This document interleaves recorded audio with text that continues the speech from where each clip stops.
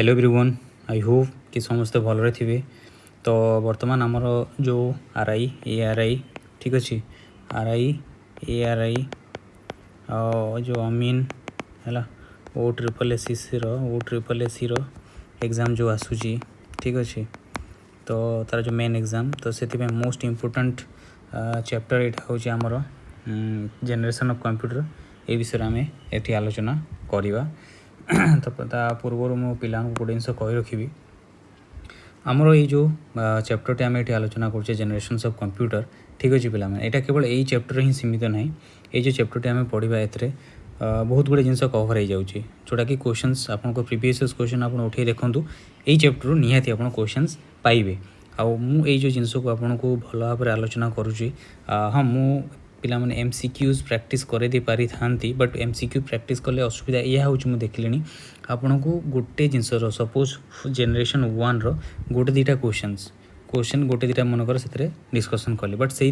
भितर से क्वेश्चन आसो न आसो ग्यारंटी किए देपार। तो से आम कौन करवा जेनेरेशन्स ऑफ कंप्यूटर सब जेनेरेशन को थोड़े भल भाव आलोचना करदे सबकि कवर हो गला। तापर देन आम एमसीक्यूज करवा तो से कौन से प्रोब्लेम रही डाउट पूरा क्लीयर हो जाइए। एथरू क्वेश्चन न आसले से आसो जना पड़। तो चलतु टाइम वेस्ट न करी तो आम बर्तमान ये चैप्टरटी स्टार्ट करदे ठीक अच्छे।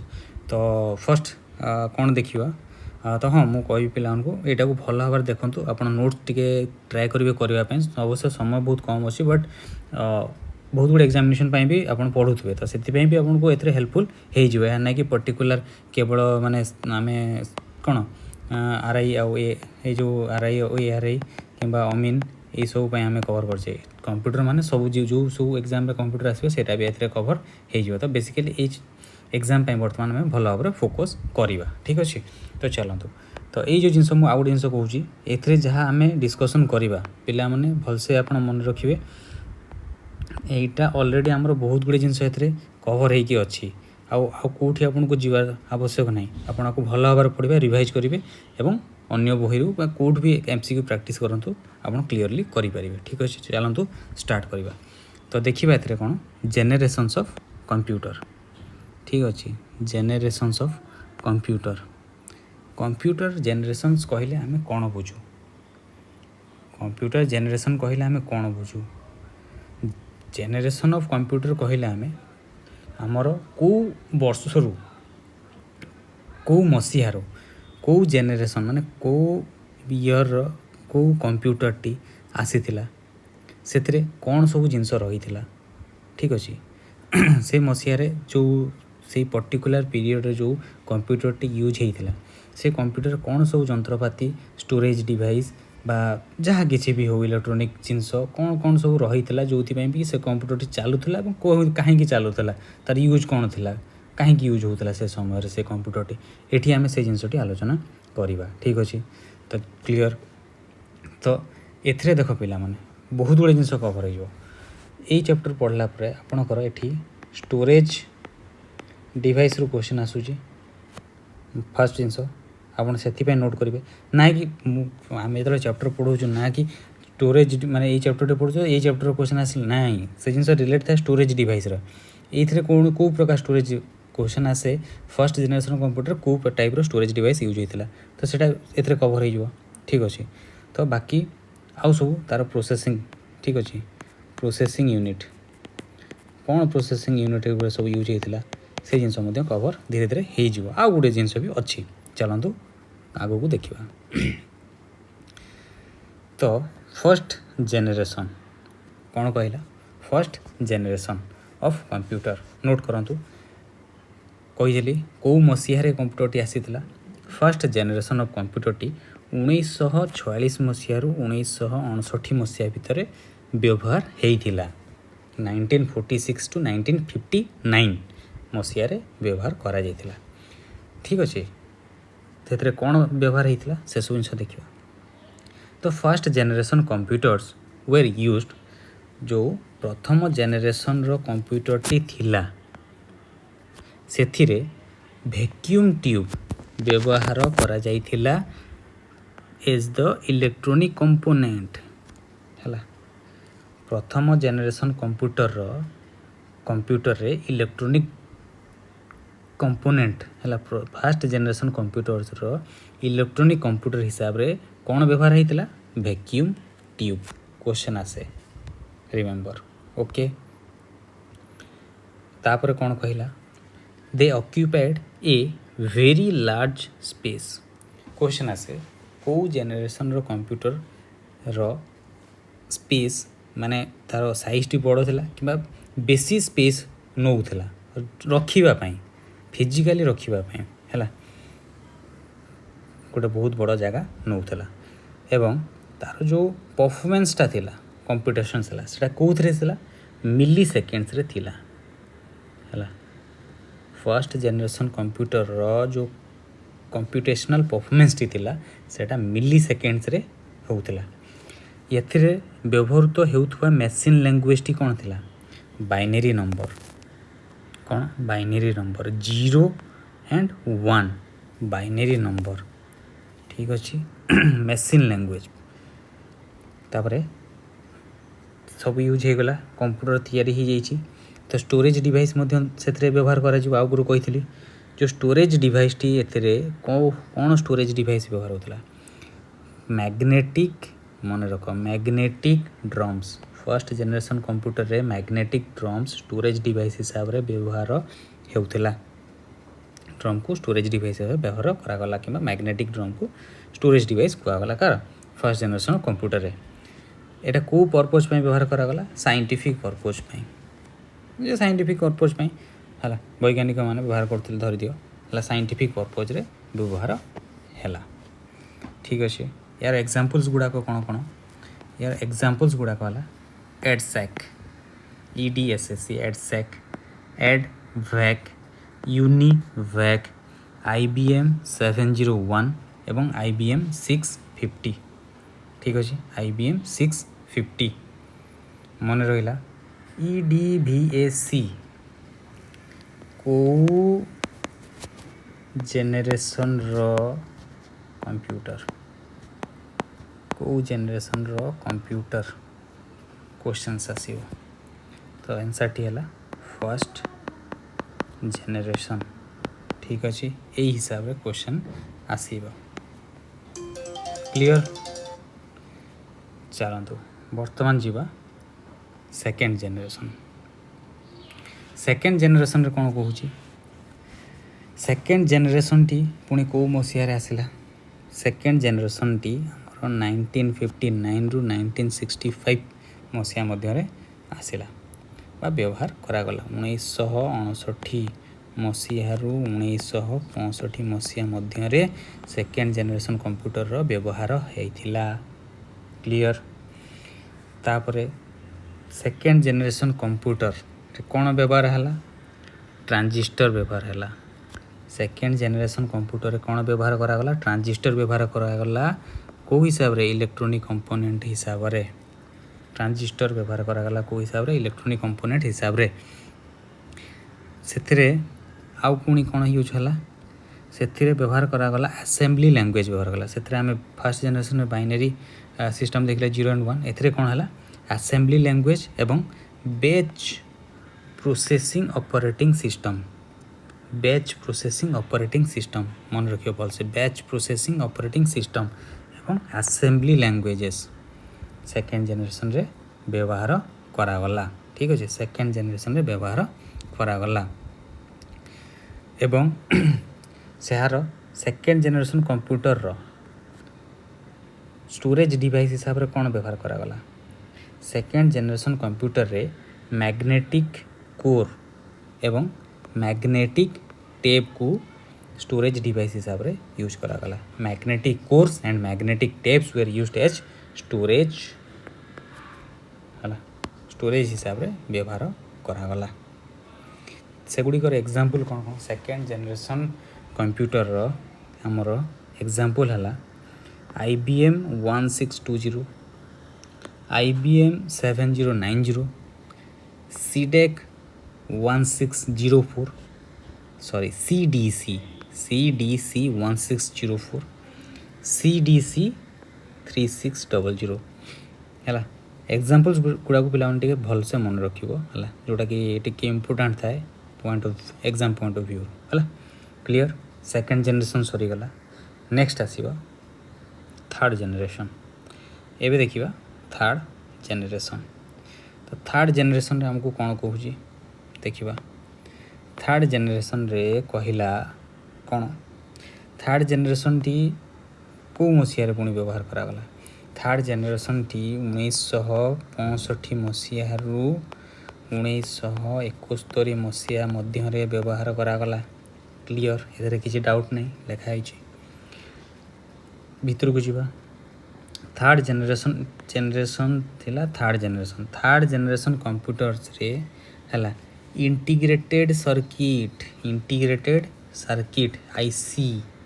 हला व्यवहार हला इलेक्ट्रॉनिक कंपोनेंट हिसाब रे इंटीग्रेटेड सर्किट कोथरे हला थर्ड जनरेशन कंप्यूटर्स रे इंटीग्रेटेड सर्किट्स क्वेश्चन आसीथिला भाई मन रखिथिबो पुणी कहबनी। Integrated circuit third generation computer electronic component हिसाब रे व्यवहार करागला है। तार जो कंप्यूटेशनल परफॉर्मेंस थिला सेटा कोथरे थिला नानो सेकेंड्स रे थिला कोथरे थिला परफॉर्मेंस नानो सेकेंड्स रे होतला। फर्स्ट जनरेशन रे कोथरे होतला मिली सेकेंड रे मन रखिबो डिफरेंस। फर्स्ट जनरेशन रहला मिली सेकेंड से थर्ड जनरेशन रहला नानो सेकेंड्स है। एथिरे हाई लेवल रो लैंग्वेज व्यवहार हला भाई थर्ड जनरेशन कंप्यूटर रे हाई लेवल रो लैंग्वेज व्यवहार करागला। हाई लेवल रो लैंग्वेज माने से जो तार ये है कौन एथरे यूज है फोरट्रान कोबोल पास्कल आल्गो 68 बेसिक ओके बेसिक ये सब कौन high level language programming language एथरे यूज है third generation computer clear.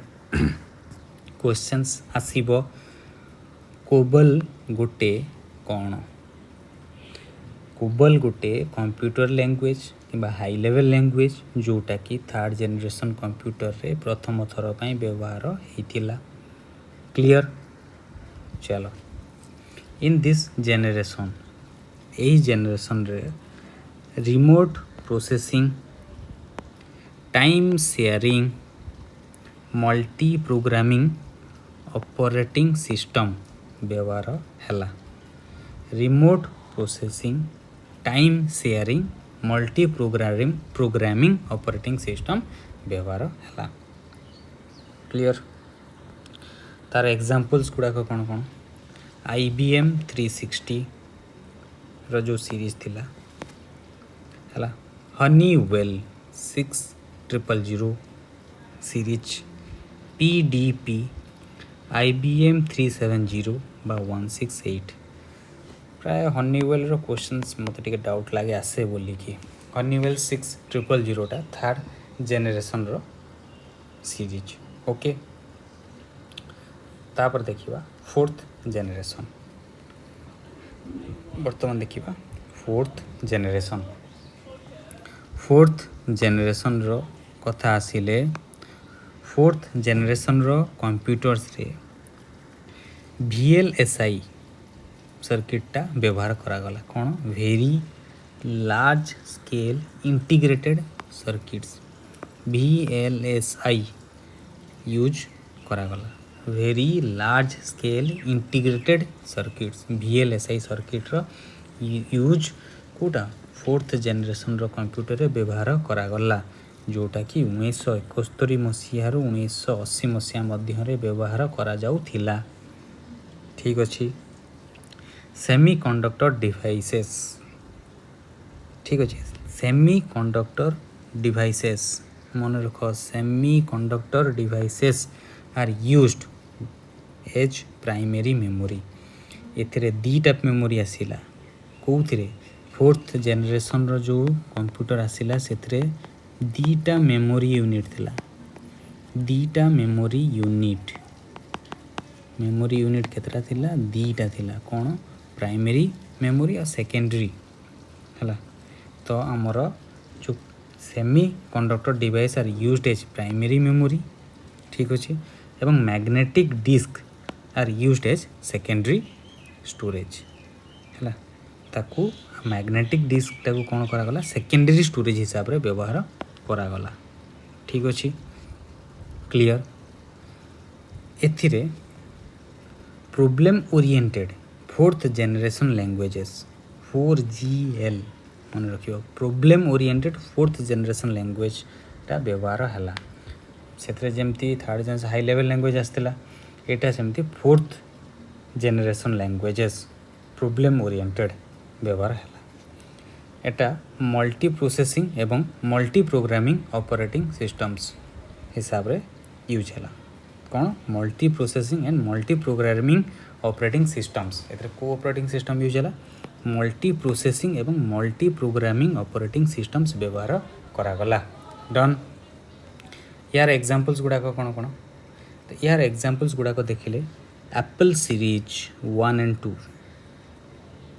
IBM 4341 DEC 10 star 1000 PUP 11 एगुड़ा है तार एग्जांपल्स ठीक अच्छे एवं देखा फिफ्थ जेनेरेशन रो कौन है आमे जो बर्तमान कंप्यूटर व्यवहार करुचे कौन से फिफ्थ जेनेरेशन रो कि मोर गोटे क्वेश्चंस रो आंसर आपन कमेंट सेक्शन रे देबे ठीक अच्छे एथिरे लिखाई फिफ्थ जेनेरेशन रो जो कंप्यूटर गुड़ाक थिला सेटा 1980 रु आज पर्यंत व्यवहार ही आसूची केते मसिया ठारू 1980 ठारू वर्तमान पर्यंत प्रेजेंट व्यवहार होची तो सेटा हेची कि नहीं सेटा मु जानिनी सेटा आपन माने मते कमेंट सेक्शन रे जणाइबे okay the fifth generation computers used ultra large scale integrated chips ultra large scale integrated chip ULSI chip व्यवहार करागला फिफ्थ जनरेशन कंप्यूटर रे सेतरे ULSI रे कौन अच्छे that contain millions of components on a single chip माने गोटे छोट chip रे है बहुत गुड़े जिनस अच्छी मिलियंस ऑफ कंपोनेंट से रहीगला सेटा कौन कह ULSI ultra large scale integrated chip they are in the developmental stage which is based on the artificial intelligence बुझेला AI Gen 5th है artificial intelligence based on the artificial intelligence these computers can also कौन कहला these computers can also respond to natural language input okay fifth generation computer रे natural language input रो response मिली थिला biochips ठीक अच्छे biochips will be used biochips को व्यवहार करागला memory devices and KIPS knowledge based information processing system architecture will be used है कौन यूज है KIPS knowledge based information processing system architecture व्यवहार है ठीक अच्छे क्लियर आपको आउ थे भल भाव देख शुण नोट्स कर घोषी पकाओ एग्जाम रे आसीबो क्वेश्चंस ठीक अच्छे यार एग्जांपल्स गुड़ाक कौन कौन रोबोट्स हाँ क्वेश्चंस आसीला भाई क्वेश्चंस आसला कौन रोबोट जो रोबोट देखुच रोबोट्स गुड़ाक को generation computer related fifth generation computer related ठीक अच्छे किंबा टास्क बेस्ड पचारे कीप्स यूज है keeps system keeps knowledge based information processing system architecture है आ गोटे एग्जांपल है सुपर कंप्यूटर्स है सुपर कंप्यूटर है फिफ्थ जेन फिफ्थ कंप्यूटर तो एतिकी रे कंप्यूटर जेनेरेशन फिनिश ठीक अच्छे आगू किसी ना आगू बढ़ी जाओ देखिकी जाओ क्लियर एग्जाम आउ से कौन भी डाउट करिवार आवश्यक नहीं तो मुझे कहीदे आमर जो नेक्स्ट टार्गेट अच्छी ठीक अच्छे पिला माने जो नेक्स्ट टार्गेट अच्छी मो पिला आपको MCQs करदेवी है MCQs करदेवी ओके MCQs जहाँ अच्छी से गुड़ा सब मु करदेवी एवं एग्जाम ओरिएंटेड जोड़ा एग्जाम ओरिएंटेड जहाँ भी क्वेश्चंस अच्छी से गुड़ा मु प्रैक्टिस कर दूची ओके यही सब जो एथरे जो आम पढ़ुचे okay just read and practice okay fundamental clear एथरे हमर एथरे फंडामेंटल जहाँ अच्छी क्लियर हो जिवो हला आउ एग्जाम पाई रेडी एग्जाम पाई रेडी हला थैंक यू यार समस्ते भल अछ भल था पढ़ापढ़ी कर ओके ये एग्जाम टी गोटे बहुत बड़ भल एग्जाम बर्तमान अच्छी है 2025 जो एग्जाम तुम दब पिला माने है आप बहुत भल मु कंप्यूटर सब कवर करदेवी टेंशन किसी नियोनी आगू बहुत गुड़े चैप्टर अन्य किसी सीरीज भी स्टार्ट करके आपको क्लियर करेबी है तो thank you next please guys ये सीरीज को भलसे देखूँ शेयर कर दिंतु सांग मान सहित ओके एवं सब्सक्राइब टिके करी देबे ओके बाय थैंक यू।